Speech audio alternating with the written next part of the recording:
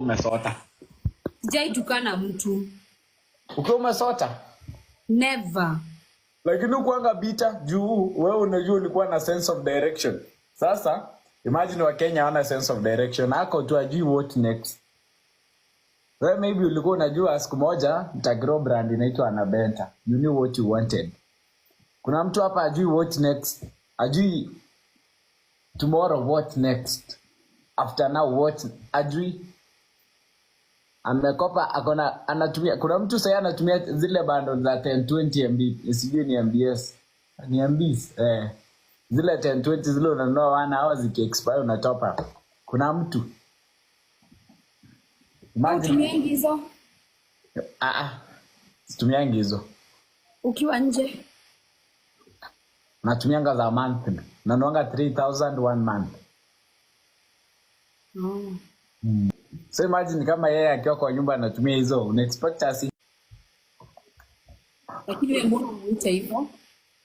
Sinamwambia ukweli, mimi simuiti. Mimi nasema ukweli. Kwani kusema ukweli ni mbaya? Like mbona uite baby wako hivyo? Ovuti si mbaya cause ni wako. Si baby ni wangu. Angalia huyu. Pia wewe unataka kufanya wa Kenya, si ni bibi yangu. Mimi najua unaweza ita mtu wako vile unataka, but that was on a light note, it was live, it was on camera, it was on set. Kwa live, muite mkiwa na yeye. Ndio nasema ilikuwa on set, then unajua mimi nimezoea ile in real life naishi na bibi yangu. Na of late sijakuwa nikiokuwa on camera sana. So it just came like ile randomly tu vile tunaweza kuwa kwa nyumba ni mwito kuja hapa, una get. So that is the same thing, it came that came out so clear. It's only that people don't have brains, they can't reason. Whenever they are the wanawake waliona their source of living, you know 90% of ladies in Nairobi, that is their source of living. So waliona their source of living imekuwa tampered with. Kachemuka.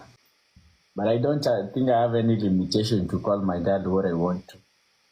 But wewe umekaa na yeye sana, so huyo utaoa. Huyo nishaoa. Hana pete bado, but unampenda. Waje uone. Next mtaona proposed. Ni karne guka, niko mikomba. Unaduni ningekomba wewe.